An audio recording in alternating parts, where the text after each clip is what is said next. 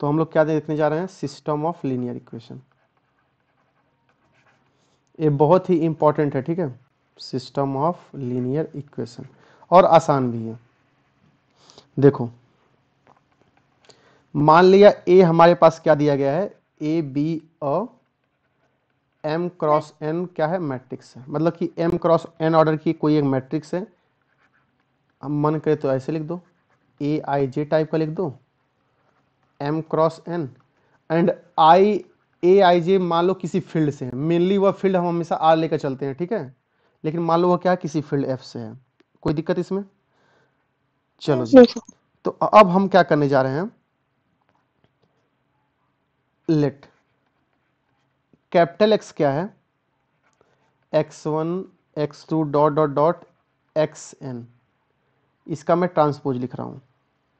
ये क्या है, बी अ कॉलम वेक्टर। अब देखो x1 x जो लिखा हुआ है, देखो यह रो मैट्रिक्स का ट्रांसपोज लिखा हुआ है, इसका मतलब यह क्या है, यह एक कॉलम मैट्रिक्स में फिर कन्वर्ट हो जाएगा। रो क्या हो, किस में कन्वर्ट हो जाएगा, कॉलम में, राइट। ये क्या हो गया, कॉलम वेक्टर, एंड बी क्या है, b1 b2 dot dot dot. अभी बस मैं इंट्रोडक्शन देने जा रहा हूं आपको, ठीक है, bm ट्रांसपोज। ये क्या है, ये कोई एक कॉलम वेक्टर है, ठीक है। उस केस में देखो ध्यान से, then ax equal to B, ध्यान सुनना, यह जो ax इक्वल टू बी आएगा, इसी को हम क्या बोलते हैं, is called as system of linear equations, या फिर ऐसे बोलो system of M linear equation, ठीक है, system of M linear equation in N variables. समझ पाए क्या? फॉर एग्जाम्पल देख लो ध्यान से, यहाँ पे उसी को मैं अब आपको कुछ कॉमेडी करके बता दे रहा हूँ। देखो मैं एक चीज लिखूं, 2x plus 3y plus Z equal to 1 लिख दो, and x minus Y plus 2z equal to 2 लिख दो, राइट। यह क्या है, दो इक्वेशन है कोई? Yes sir. मान लो आपको बोले कि दोनों इक्वेशन को एक साथ सॉल्व करो, मैं दोनों को वह सोल्यूशन निकालो जो दोनों को क्या करे, सेटिस्फाई करे, राइट। सो इसको हम ऐसे भी तो लिख सकते हैं, देखो यहाँ पे 2 3 1 1 माइनस 1 2, इसको मैं एक साथ लिख दूं, right. Yes sir. X Y Z को मैं ऐसे लिख दूं, एंड यहाँ पे क्या है 1 2। अब बताओ दूसरे वाले के से पहला वाला आएगा क्या, यदि मैं मल्टीप्लाई करूं, यह मैट्रिक्स कितने क्रॉस कितने की, पहली वाली 2 क्रॉस 3 की है, 2 क्रॉस 3। पहली क्रॉस कितनी, पहली कितनी है, 3 क्रॉस 1। 3 क्रॉस 1। और यह कितने क्रॉस कितने की मैट्रिक्स है, 2 क्रॉस 1। अब जब इन दोनों को मल्टीप्लाई करोगे तो मैट्रिक्स कितने ऑर्डर की बनेगी, 2 क्रॉस 1। 2 क्रॉस 1 की। और इधर ऑलरेडी 2 क्रॉस 1 की मैट्रिक्स है, तो Yes, दो sir. मैट्रिक्स आपस में सेम होगी तो कोफिशिएंट कंपेयर कर ही लेते हैं हम लोग, सॉरी Yes, sir. पहला उसके कोरस्पॉन्डिंग एंट्री, Please. राइट। तो इसको जब प्रोडक्ट करोगे तो यही वाला आएगा। Yes, sir. समझ पा रहे हो मेरी बात, कि मैं करके दिखाऊं? चलो कर कर लेते हैं, लें। कर लेंगे ना। Yes, sir. चलो Yes, लिख sir. लिया, जल्दी देख लो, 2x हो जाएगा प्लस 3y हो जाएगा प्लस z हो जाएगा, इससे जब मल्टीप्लाई को क्या आएगा, x आ जाएगा माइनस y आ जाएगा प्लस में 2z आ जाएगा, राइट।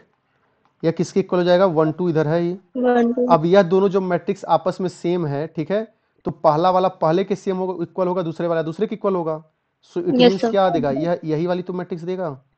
Yes, sir. समझ पाए? तो सिस्टम ऑफ इक्वेशन क्या है, समझ पा रहे हो ना, यानी यह Yes, क्या sir. है, यहाँ पर जो a आया हुआ है, यदि इसको हम ax प्लस बी टाइप का लिखें, यहाँ क्या है ax प्लस बी, यहाँ a का ऑर्डर कितना है 2 क्रॉस 3, तो Yes, sir. यहाँ पे जो हमने a लिखा हुआ है उसका ऑर्डर क्या है, m क्रॉस n है, यहाँ पे जो a क्या आ गया 2 क्रॉस 3, राइट। देखो x में जितने एलिमेंट होते हैं वह क्या होते हैं, इन n वेरिएबल्स, राइट। x में n एलिमेंट है तो यह इक्वेशन कितनी थी, n वेरिएबल्स की थी। यहाँ x में कितने एलिमेंट हैं,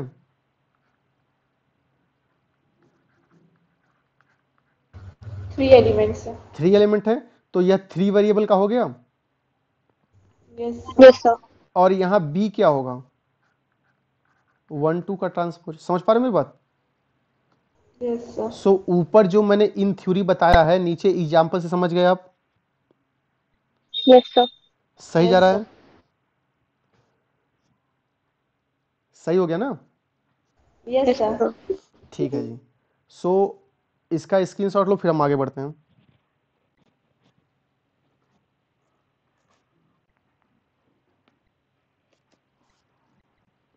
हो गया। हो गया, ठीक है। यहां से हम क्या देखेंगे, homogeneous system of linear equation and non homogeneous system of linear equation. देखो ध्यान से, ऊपर क्या था, आ जाओ।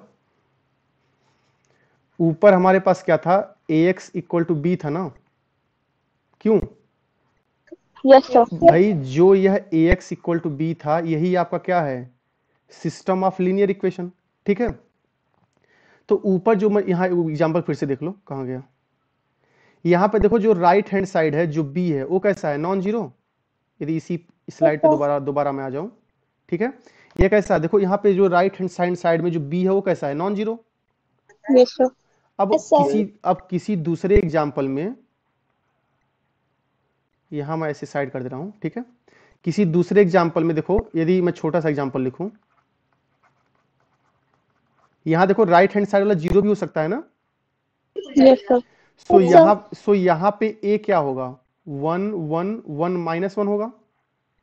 Yes sir. कैपिटल X क्या होगा, x और z होगा। खैर यहाँ y नहीं है, कोई दिक्कत नहीं, मैंने x z मान लो इसको, ठीक है। एंड b क्या होगा, 0 0। Yes sir. Yes sir. So जो ax इक्वल टू b है, उसमें a x और b तीनों चीज समझ गए आप, ठीक है। तो यहां देखो, यहां b क्या है, जीरो मैट्रिक्स है, यस सर। बट यहां पे b क्या था, कुछ और था, नॉन जीरो, राइट। तो वही चीज मैं यहां नीचे लिखने जा रहा हूं। इसका स्क्रीनशॉट दोबारा लेना है कि हो गया? सर हो गया। ठीक है। सो यहां जो b है आपका, ठीक है, यह b क्या हो सकता है, हो सकता है कि यह b कैसा हो, जीरो हो, एंड हो सकता है यह b कैसा हो, नॉन जीरो। ठीक है। तो जब b आपका जीरो होगा, ठीक है, तो उसको हम क्या बोलेंगे, homogeneous system of linear equation. समझ पाए क्या? Yes sir. एंड जब b नॉन जीरो होगा, तो उसको हम क्या बोलेंगे,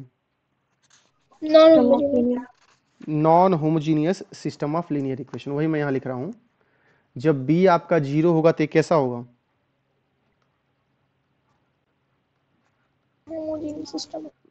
होमोजीनियस। मैं एक बार पूरा लिख रहा हूं, इसके बाद पूरा नहीं लिखूंगा, system of linear equation. And जब नॉन जीरो होगा तो कैसा होगा, non homogeneous system of linear equation. समझ गए क्या? Yes sir. इसमें किसी कोई दिक्कत? तो अब हम क्या देखने जा रहे हैं, सबसे पहले हम सॉल्यूशन किसका निकालेंगे, homogeneous system of linear equation का। समझ गए? हमारे पास क्या है, दो टाइप के इक्वेशंस आएंगे, एक आएगा होमोजीनियस और एक आएगा क्या, नॉन होमोजीनियस। समझे? तो सबसे पहले मैं होमोजीनियस नॉन होमोजीनियस के बेस पे बता दे रहा हूं, उसके बाद से इसकी कोई एक इन जनरल प्रॉपर्टी में बता दूंगा आपको कि इन जनरल क्यों ऐसा हो रहा है। सुनो ध्यान से, मैंने बताया कि जब b जीरो होगा तो होमोजीनियस होगा, एंड b जब नॉन जीरो होगा तो कैसा होगा, नॉन होमोजीनियस। समझ गए? अब बताओ, यस सर। हम क्या शुरू करने जा रहे हैं, homogeneous system of linear equation. Homogeneous system of linear equation, ध्यान सुनना, homogeneous system of linear equation. इसका मतलब किसकी बात चल रही है हमारे पास, ax इक्वल टू जीरो की बात चल रही है। Yes sir. अच्छा, अब एक बात बताओ मुझे, ax इक्वल टू जीरो की बात चलिए, ठीक है, तो इसको सॉल्व करने का मतलब क्या है कि जो अननोन है हमको उसको कैलकुलेट करना है ना। Yes sir. जो अननोन है हमको उसको सॉल्व करना है। अब ध्यान से बताओ, राइट हैंड साइड तो जीरो है, मतलब जीरो का मतलब यह, जीरो का मतलब यह है कि जीरो मैट्रिक्स है, ठीक है। तो Yes, sir. Left hand side में यदि x को मैं जीरो रख दूं तो दोनों सेटिस्फाई हो गया ना। Yes, sir. इसका मतलब क्या हो गया, यदि मैं यहीं नीचे लिख दूं if capital X equal to zero, तो उस केस में जो हमारा इक्वेशन है then ax equal to zero is satisfied, Yes, sir. And variable की वह वैल्यू जो इक्वेशन को सेटिस्फाई करे वह हमेशा क्या बनती है, सॉल्यूशन। Yes, sir. Yes. तो इसका मतलब क्या हो गया कि x equal to zero is always a solution. क्यों? यानी कि Yes, sir. Homogeneous system of equation का x इक्वल टू जीरो हमेशा सॉल्यूशन बनेगा, Yes, sir. एंड कोई भी इक्वेशन के पास यदि सॉल्यूशन मिल गया तो उसको हम क्या बोलते हैं, इसका मतलब क्या हो गया कि जो ax इक्वल टू जीरो है यह हमेशा क्या रखेगा, हैज ऑलवेज अ सॉल्यूशन। समझ में आया? अभी हम आगे देखेंगे नॉन होमोजीनियस के केस में कि हो सकता है कोई केस ऐसा है कि सॉल्यूशन मिले, एंड हो सकता है केस ऐसा है कि सॉल्यूशन ना मिले। फॉर एग्जांपल, अब जो यह बात आ गई तो मैं यहाँ पे साइड में लिख दे रहा हूं, यहाँ साइड में, ठीक है। मान लो मैंने क्या लिखा, 2x प्लस 1 इक्वल टू 3 लिख दिया, ठीक है, and 6x plus 3 equal to मान लो 2 लिख दिया मैंने। क्वेश्चन समझ गए? Yes, sir. तो यहां पे y है, y, तो सिंपल सॉल्व करके बताओ यहां पे x y की क्या क्या वैल्यू आ रही है, या आएगी कि नहीं आएगी?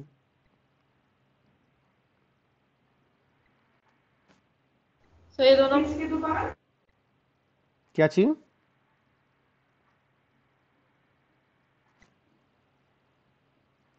यहां देखो आप, आपके पास x और y की कोई भी ऐसी वैल्यू नहीं होगी जो इसको क्या करे, सेटिस्फाई So करे। no solution देगा. इसका मतलब यह सिस्टम कैसा होगा, नो सॉल्यूशन। भाई Yes, जिसके sir. जिसके पास सॉल्यूशन नहीं उसको हम क्या बोल रहे हैं, नो सॉल्यूशन बोल रहे हैं। इसी को हम आगे एक चीज बोलेंगे आगे चल के, इसी को हम क्या बोलेंगे, इनकंसिस्टेंट, राइट। तो बट्स वर्ड यहाँ पे देख लो, ज्यादा इसमें देखने की जरूरत नहीं है, जब नॉन होमोजेनियस बताऊंगा तब वहां देख लेंगे।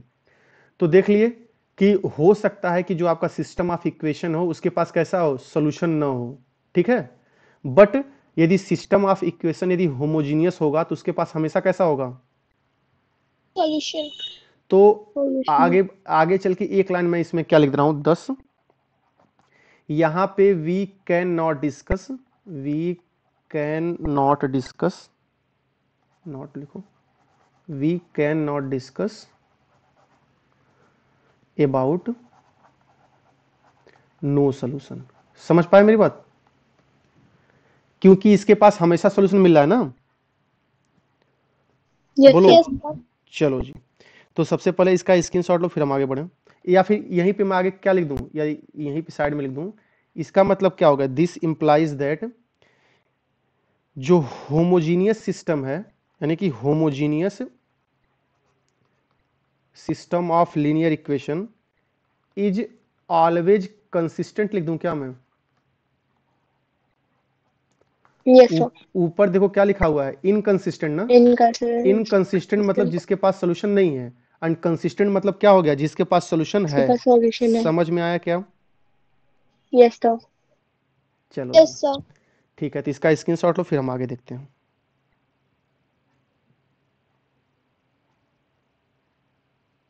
सर हो गया. हो गया? Yes, चलो sir. ठीक है, समझ में आ रहा है? Yes, sir. Yes, sir. ठीक है, अब इसी में चलो हल्का सा एक चीज देख लो नाउ। अब सीधे मैं क्या कर रहा हूं, सीधे रिजल्ट लिख रहे हैं, फिर क्या करेंगे हम, सीधे क्वेश्चन लगाना शुरू कर देंगे, राइट। तो सबसे पहले हमारे पास होमोजीनियस सिस्टम इक्वेशन क्या है, ax equal to zero. Yes, sir. मान लो Yes, sir. मान लो इसका एक सोल्यूशन x1 है, एंड एक सोल्यूशन क्या है, x2 है। इसको यदि इक्वेशन नंबर 1 बोल दे तो ठीक है। तो आप बताओ x1 प्लस x2 इसका सोल्यूशन होगा कि नहीं, या फिर मन करे ए लिख दो k x1 plus k x2, यह सोल्यूशन होगा कि नहीं होगा? देखो ध्यान से, यदि a x1 इसका सोल्यूशन है तो x की जगह x1 रखने पे वह सेटिस्फाई कर रहा होगा, एंड x Yes, की sir. जगह x2 रखने पे सेटिस्फाई कर रहा होगा वो। क्यों? Yes, sir. यदि सोल्यूशन है तो यह चीज तो होल्ड कर रही होगी ना। आपको क्या चेक करना है कि kx1 प्लस kx2 सोल्यूशन है कि नहीं है, ठीक है। यदि kx1 kx2 यदि सोल्यूशन होगा सो इसका मतलब क्या हो गया कि x की जगह kx1 kx2 रखने पे क्या आना चाहिए, 0 आना चाहिए। बोलो। Yes, sir. तो इसको मैं ऐसे लिख दूं क्या, ध्यान से देखना, kx1 प्लस a kx2, कोई बुराई इसमें No, sir. नहीं है। अब k को बाहर कर दो तो यह क्या हो गया, ax1 हो गया, और यहाँ पे k1 k2 भी हो सकता है, ऐसा कोई जरूरी नहीं है सेम कांस्टेंट हो, ठीक है। तो मैं कांस्टेंट चेंज कर दे रहा हूं, आवाज बंद करो। यहाँ पे k1 k2 क्या हो गया, आपके पास कोई भी दो कांस्टेंट हो सकते हैं, राइट। सो यहां से क्या हो गया ax2। तो अब बताओ ax1 की वैल्यू कितनी है, 0, and Yes, sir. And ax2 की वैल्यू कितनी है, 0। तो ये क्या हो गया k1 into 0 k2 into 0, overall क्या आ गया, 0 आ गया। इसका मतलब क्या मिला कि k1 x1 plus k2 x2 भी क्या हो गया, सोल्यूशन हो गया। Yes, sir. इसका मतलब क्या है कि if x1 and x2 are the solution of homogeneous system of equation then there every combination is also a solution of that equation. समझ में आया क्या? Yes, sir. यही तो मतलब हुआ ना।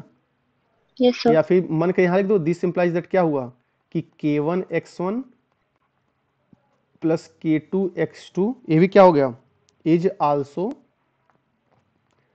अ सॉल्यूशन ऑफ 1। कोई दिक्कत? No, sir. सही। चलो अब यहां पे एक सेट में बना रहा हूं v x such that ax equal to 0। ध्यान से सुनना, v क्या है, set of all those values of x जो ax इक्वल टू 0 को सेटिस्फाई करें। क्यों? Yes, sir. इसका मतलब यह कुछ और नहीं है क्या, यह है set of all solution of ax equal to 0, यही तो है। Yes, sir. समझ गए, ax इक्वल टू 0 के जितने सोल्यूशन है सब क्या है, यही। अब देखो इसका कोई भी दो एलिमेंट लो, उसको आपस में लीनियर कॉम्बिनेशन लो तो वो भी तो इसी का मेंबर होगा, क्योंकि ऊपर अभी हम Yes, दिखा sir. क्या रहे हैं। क्यों? Yes, sir. तो अब मैं यहां से डायरेक्ट लिख दे रहा हूं, उसमें ज्यादा डिटेल नहीं जाऊंगा, कि जो यह सोल्यूशन का जो सेट बनता है ना होमोजीनियस का, यह क्या बनता है, वेक्टर स्पेस बनता है। समझ गए क्या? Yes. जो V होगा ये क्या करेगा, फॉर्म्स अ वेक्टर स्पेस। कोई दिक्कत किसी को? No, यह sir. जो यानी कि जो सोल्यूशन का जो सेट होता है क्या होता है, यह वेक्टर स्पेस Vector बनाता है। space. अभी जब हम नॉन होमोजीनियस देखेंगे, ठीक है, तो वहां देखेंगे कि वह आपका वेक्टर स्पेस नहीं बनाएगा, ठीक है। चलो यहां तक कोई दिक्कत? No. ठीक है, No, sir. इसका स्क्रीनशॉट लो फिर हम आगे बढ़े।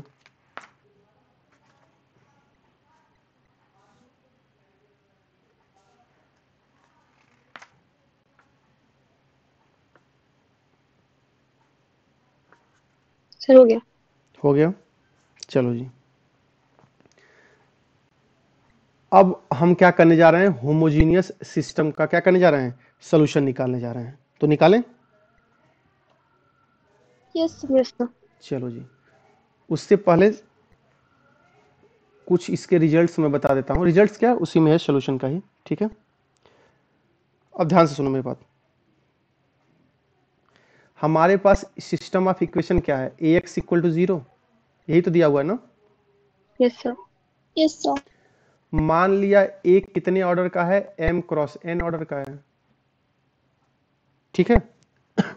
अब देखो, हो सकता है किसी केस में m और n आपस में क्या हो जाए, इक्वल हो जाए, ठीक है।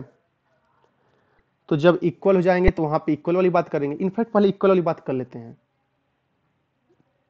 ठीक है, कि इक्वल वाली बात यदि कर लेंगे ना तो फिर अच्छा हो जाएगा। यानी ए क्या है, हम क्या लेकर चल रहे हैं, ए क्या है, n क्रॉस n ऑर्डर की मैट्रिक्स है, यानी स्क्वायर मैट्रिक्स है। सो यहाँ पे दो केस होगा। तो जाहिर सी बात है यह कैसा है, होमोजीनियस सिस्टम ऑफ इक्वेशन है AX। Yes sir. तो यह इस मैट्रिक्स, जो मैट्रिक्स आपके पास ए दी गई है, सो इसके पास दो केस होगा। हो सकता है, देखो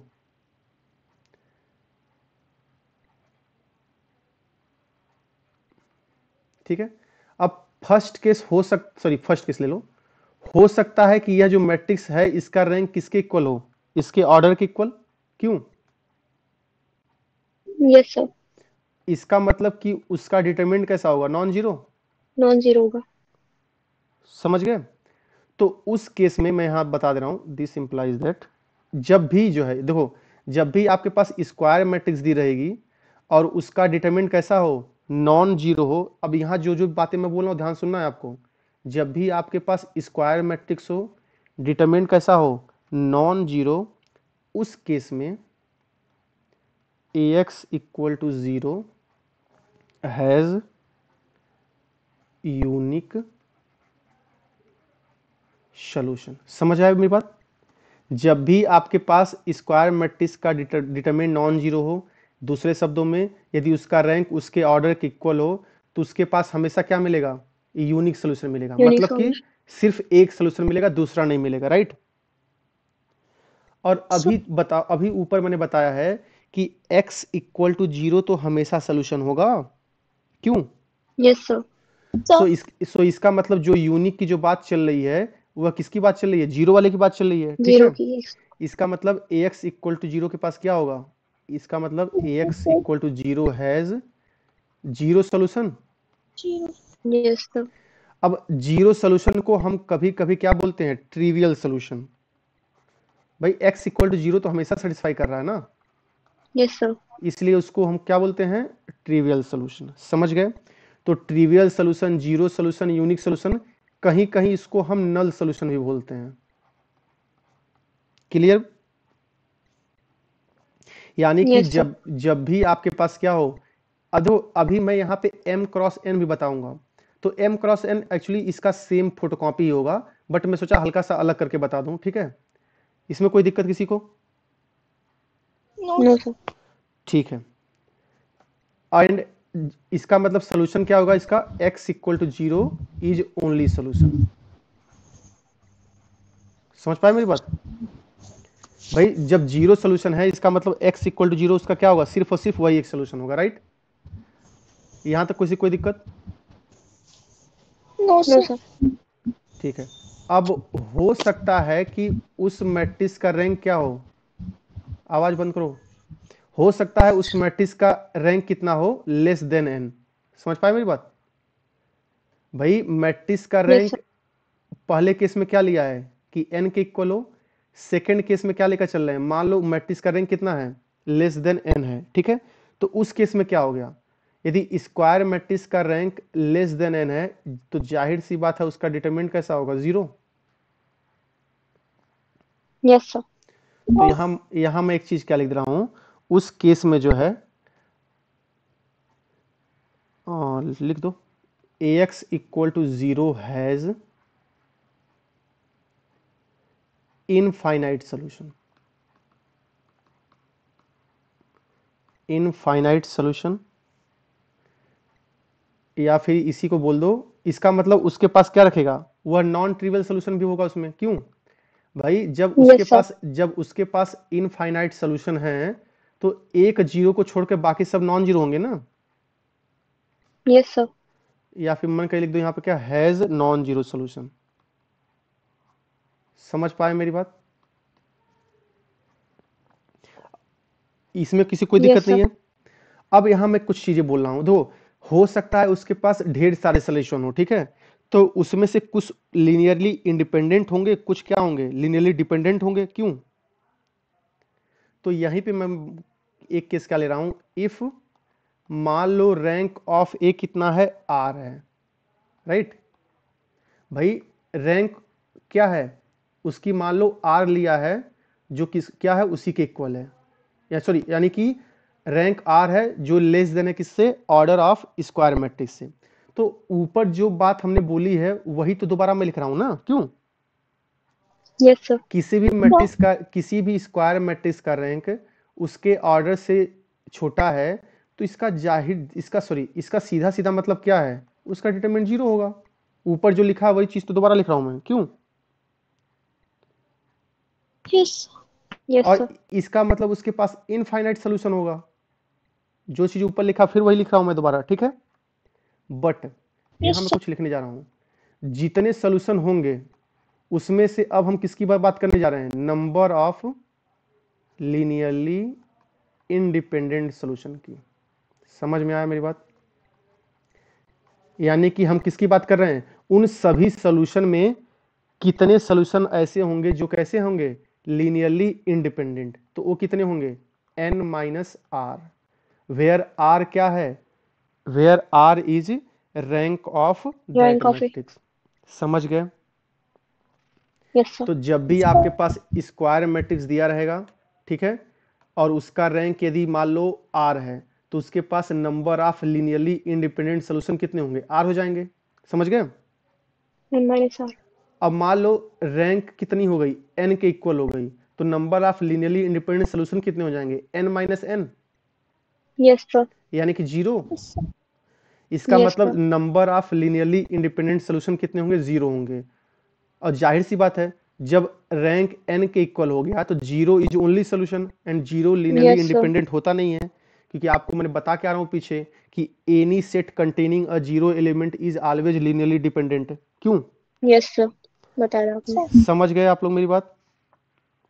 यस सर। तो एक काम करते हैं, इस पे मैं क्वेश्चन कर देता हूं स्क्वायर वाले पे, ठीक है, ताकि उसके बाद जो है मैं आपको नॉन स्क्वायर के बारे में रिजल्ट लिखवा दूं, ठीक है। अभी तो इसका स्क्रीनशॉट लो जो जल्दी से, फिर क्वेश्चन कर लेते हैं इसी पे।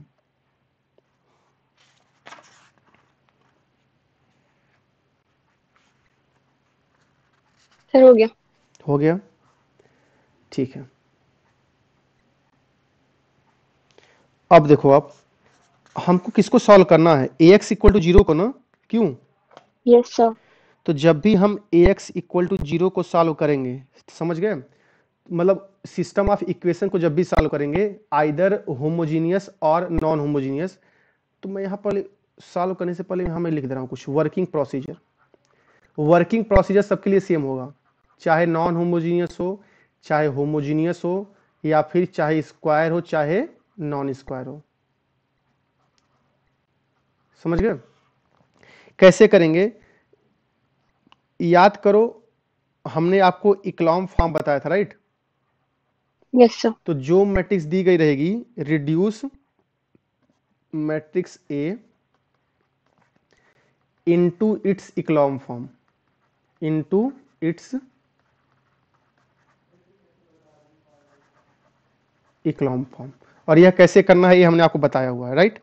अब यस देखो सर। जब इक्लॉम फॉर्म में कन्वर्ट करोगे तो डायगोनल के नीचे सब 0 हो जाएगा और ऊपर कुछ ना कुछ आएगा, यस सर। क्यों? Yes sir. और यहाँ पे वेरिएबल रहेगा x वाला, और यहाँ पे कुछ ना कुछ रहेगा, चाहे b ले लो चाहे 0 ले लो, क्यों? Yes sir. तब उसके बाद क्या करेंगे हम, जो यहाँ देखो यहाँ पे इकलौता एक बचेगा, यस सर। यहाँ पे दो वेरिएबल बचेंगे, यस सर। ऊपर चल के 3 बचेंगे। तो यहाँ देखो यदि नीचे वाले की वैल्यू पता चल जाए तो हम फिर इस वाले की वैल्यू निकाल सकते हैं। Yes sir. और जब इन दोनों की वैल्यू जब पता चल जाएगी फिर हम इस किनारे वाले की वैल्यू पता कर सकते हैं, क्यों? Yes sir. तो वही मैं लिख दे रहा हूं कि जब हम उसको इक्लॉम फॉर्म में कन्वर्ट कर देंगे, ठीक है, then by reverse substitution, reverse नहीं सिंपल मैं लिख दे रहा हूं, मैट्रिक्स को किस में कन्वर्ट कर दो आप, इक्लॉम फॉर्म में, ठीक है। और जब उसको इक्लॉम फॉर्म में कन्वर्ट करेंगे तो मैं यहां में लिख रहा हूं बाई अप्लाइंग, ध्यान से यह इंपॉर्टेंट है, by applying row transformation only. याद करो मैंने आपको एलिमेंट्री ट्रांसफॉर्मेशन बताया हुआ था, Yes, sir. यानी कि जब भी हम इकोलॉन फॉर्म में कन्वर्ट करेंगे, ठीक है, तो हमेशा आप क्या करोगे, उसको रो ऑपरेशन के ही करोगे, यानी कि रो को रो से ही आप डील करोगे, समझ गए? Yes, sir. ठीक है, सो इस केस में यहां से हम क्या करेंगे, सोल्यूशन निकाल लेंगे, राइट। तो अब जब फटाक से मैं क्या कर रहा हूं, जो क्वेश्चन मैं स्क्वायर मैट्रिक्स पे लिखने वाला था उसको लिख दे रहा हूं। क्वेश्चन क्या दिया गया है,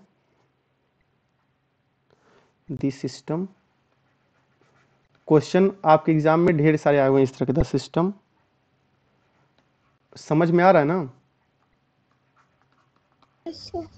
Yes, sir.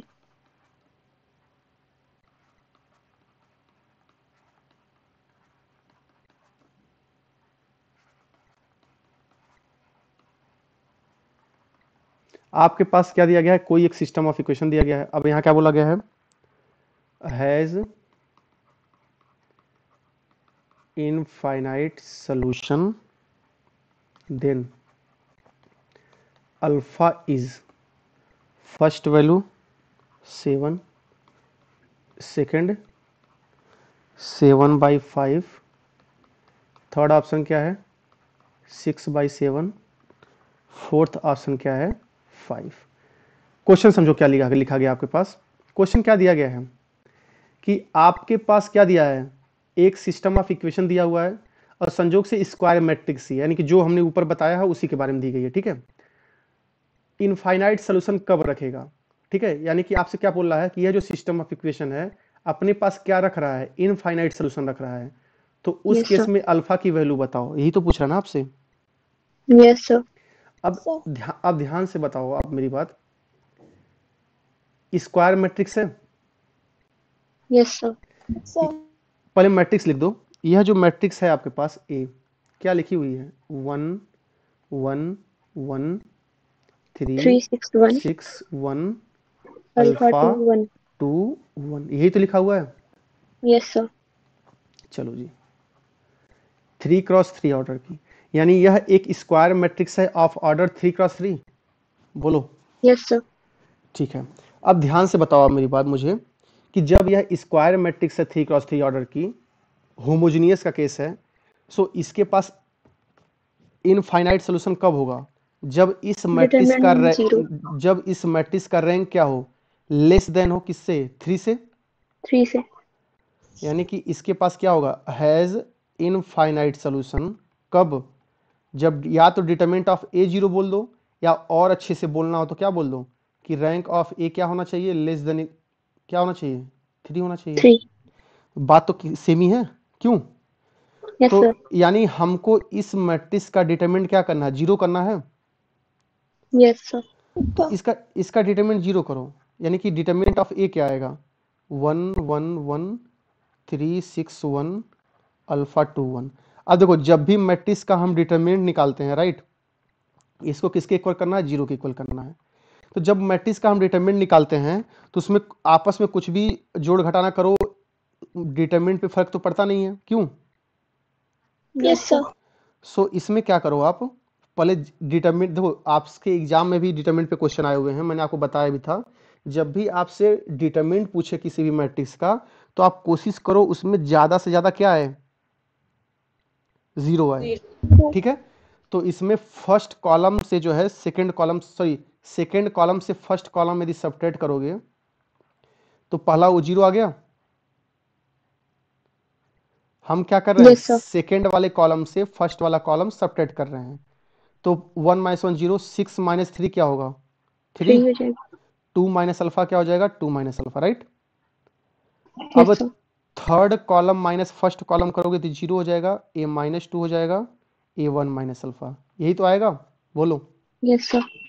इसका डिटरमिनेंट हमको 0 करना है। अब इसका डिटरमिनेंट आएगा क्या 1 ब्रैकेट में क्या हो गया 3 1 - अल्फा आ जाएगा, माइनस माइनस +2 हो जाएगा, और ये क्या हो गया 2 - अल्फा, यही 2 तो होगा। minus.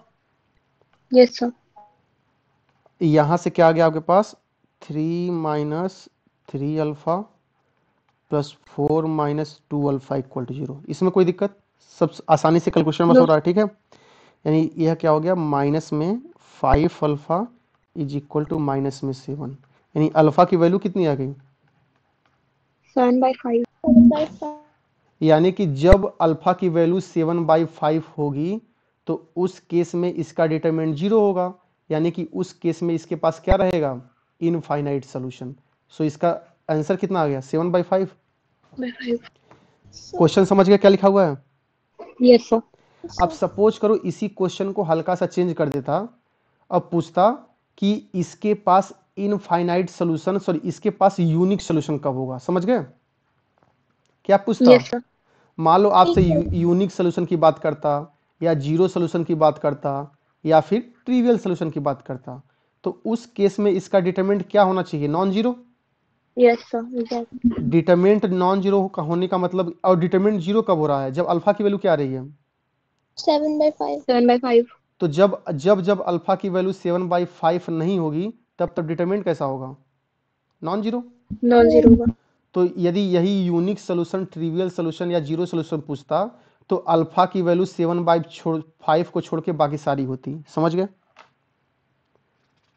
यस तो सर। क्वेश्चन समझ गए क्या लिखा हुआ है। Yes sir. ठीक है, तो इसका आप स्क्रीनशॉट लो, ठीक है। फिर एक आपको इन जनरल बता दे रहा हूँ m क्रॉस n के लिए, फिर उसके बाद से नॉन होमोजेनियस शुरू करेंगे।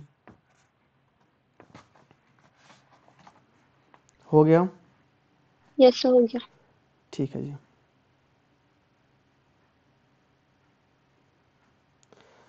अब इन देखो, जो अभी जो मैं बताने जा रहा हूं ना आपको, कि मान लो आपके पास जो ax इक्वल टू 0 दिया गया है, इसमें एक ऐसा हो m क्रॉस n ऑर्डर की मैट्रिक्स। तो यहां मैं एक चीज बता दे रहा हूं आपको, यहां पे जो मैं बताऊंगा वो भी पीछे वाला ही रहेगा, ठीक है। पीछे हमने क्या बता के आए हैं, स्क्वायर मैट्रिक्स बताया हो ना पीछे मैंने, यस सर। तो यहाँ पे स्क्वायर नहीं है, लेकिन लॉजिक सब कुछ सेम रहेगा। देखो ध्यान से, ए क्या है, मान लो ए m क्रॉस n की मैट्रिक्स है, ठीक है।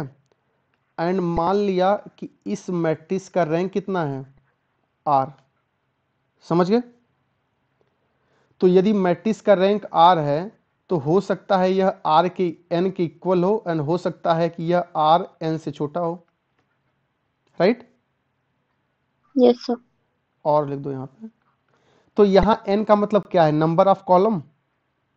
Yes sir. तो नंबर ऑफ कॉलम पे जोड़ देना आपको, ठीक है। जब भी आपके पास नॉन स्क्वायर मैट्रिक्स आएगी और आपसे सॉल्यूशन पूछा जाएगा, तो आप किस पे ध्यान दोगे, उसमें कितने नंबर ऑफ कॉलम हैं, राइट। क्योंकि देखो सारा खेल कॉलम पे ही हो रहा है।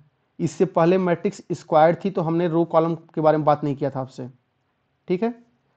बट यहाँ मैं बात कर रहा हूँ, क्यों, क्योंकि यहाँ पे कैसा दिया गया आपको, नॉन स्क्वायर। सो यहाँ पे केस फर्स्ट। अब देखो मैट्रिक्स का जो ऑर्डर है, सॉरी जो रैंक क्या है, रैंक कितना दिया गया, आर दिया गया ना। Yes sir. तो हम क्या लेकर चल रहे हैं, मान लो रैंक ऑफ मैट्रिक्स किसके इक्वल है, नंबर ऑफ कॉलम के, यानी कि n के इक्वल है, समझ गए। क्वेश्चन समझ गए क्या लिखा हुआ है। Yes sir. तो याद करो, ऊपर यदि r रैंक था तो number of linearly independent solution कितने थे, n minus r. Yes sir. Same काम यहाँ पे है, यदि रैंक n के इक्वल हो गया, ठीक है। सो इस केस में यहां मैं लिख दे रहा हूं, इन दिस केस, ऊपर क्या था, यदि रैंक n के इक्वल था तो उसके पास क्या था, सिर्फ और सिर्फ zero solution. Yes sir. In this case zero solution और नल सोल्यूशन, जो मन करे वो बोल दो, और यूनिक सोल्यूशन, यही सब तो आएगा, क्यों। Yes sir. और number of linearly independent solution कितना आएगा, n माइनस आर, इसका मतलब n माइनस n यानी कि 0। यही काम तो पीछे था, क्यों भाई, पीछे भी जस्ट यही बता के आया हूं, बट वहां पे लिखने का तरीका अलग था, राइट। Yes sir. अब केस सेकंड, होमोजेनियस वाला केस खत्म ही होने वाला है। अब केस सेकंड, केस सेकंड क्या पूछ रहा आपसे, मान लो उसका जो रैंक है, जो आर बोल रहे हो, वो क्या है, लेस देन किससे है, n से। समझ गए? ऊपर अब ध्यान दो, जब मैट्रिक्स का रैंक यदि n से छोटा था तो उसके पास क्या मिलते थे, infinite solution. Yes, sir. In this case आपको क्या मिलेगा, इनफाइनाइट सॉल्यूशन, या इसी को आप वहां ऊपर क्या लिख रहे थे, नॉन जीरो सॉल्यूशन या फिर नॉन ट्रिवियल सॉल्यूशन। Non-trivial. देखो इन सारी चीजों को आपको ध्यान देना है, ठीक है, नॉन ट्रिवियल सॉल्यूशन यही तो था। लेकिन Yes. ऊपर एक फार्मूला क्या लिखा था आपने, यदि R रैंक है तो नंबर ऑफ एलआई सॉल्यूशन कितना था, And minus R. तो सेम बात यहां हो जाएगी, राइट। Yes, sir. तो जो ऊपर लिखा हुआ था सेम चीज यहां भी है, बट यहां हमने क्या मैट्रिक्स को ले लिया है, स्क्वायर मैट्रिक्स, ठीक है, Non-square. Sorry non square matrix. Question समझ गए? Yes, sir. Yes, sir. चलो जी, तो इसका स्क्रीनशॉट लो। एक क्वेश्चन और मैं आपको बता देता हूं, ठीक है, उसके बाद से हम क्या करने जा रहे हैं, कुछ और काम करेंगे, नॉन होमोजेनियस पढ़ लेंगे। हो गया? Yes. आगे बढ़े? Yes, sir. ठीक है,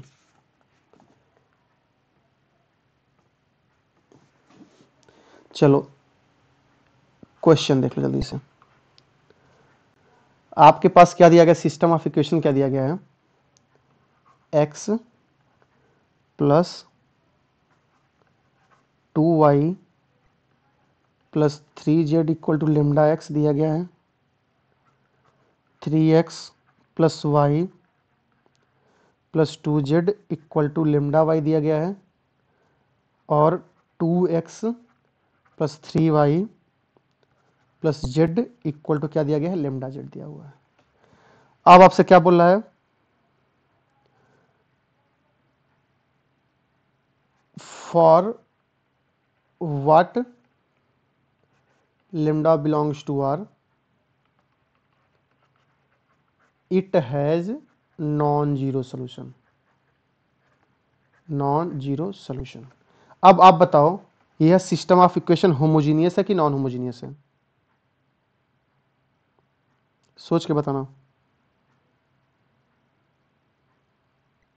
Non-homogeneous. Non-homogeneous, sir. वाह, तो lambda x ही होगा। Homogeneous. नॉन होमोजीनियस हो गए।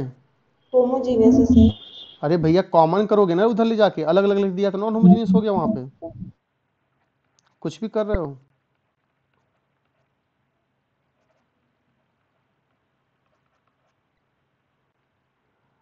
नेक्स्ट इक्वेशन क्या है, 2x प्लस 3y।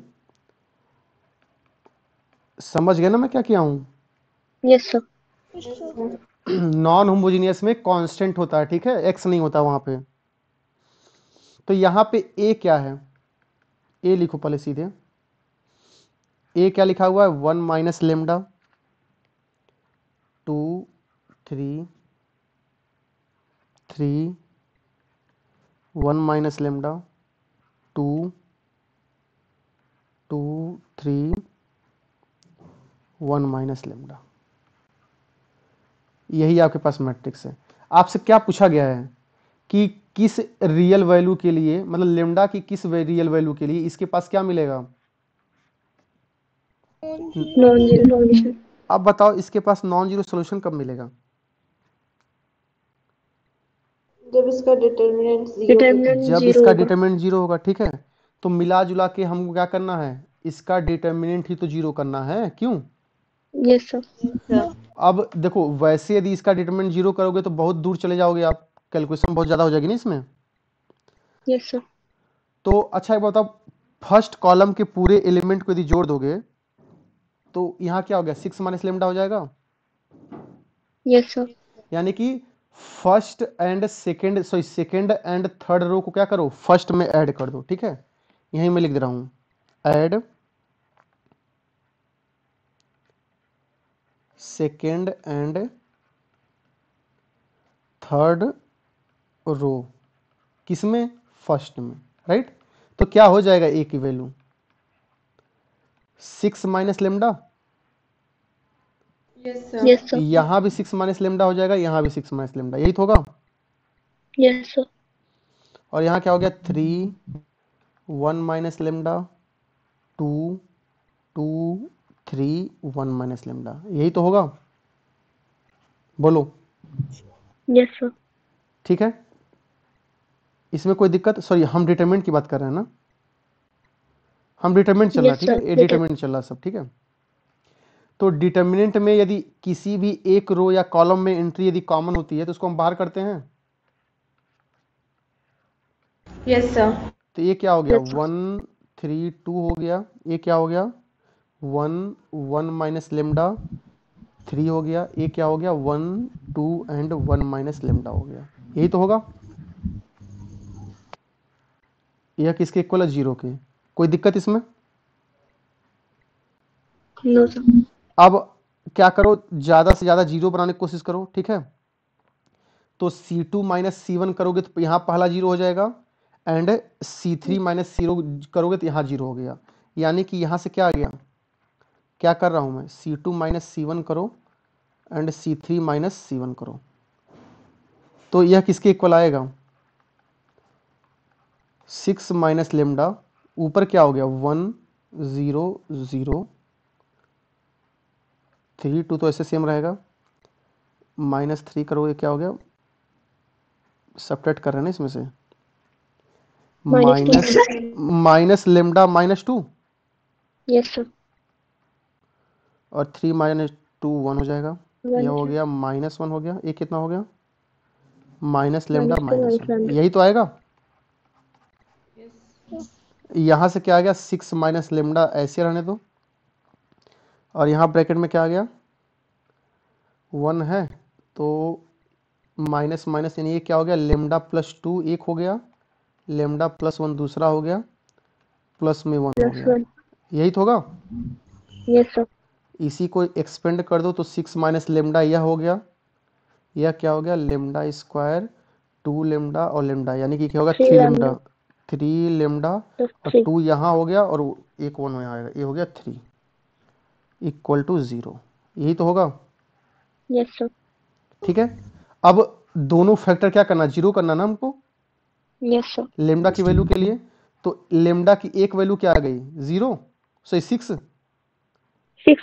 Right. भाई एक फैक्टर जीरो करोगे तो लेमडा की वैल्यू 6 आएगी, और दूसरा फैक्टर यदि जीरो करो आप तो बाई सीधा चार रूल लगाओ आप, क्या होगा minus b plus minus root में बी स्क्वायर का मतलब क्या हो गया 9 9 माइनस -4 4 AC मतलब क्या हो गया 12 हो गया, 12. अपान में क्या आ गया 2, यही तो आएगा।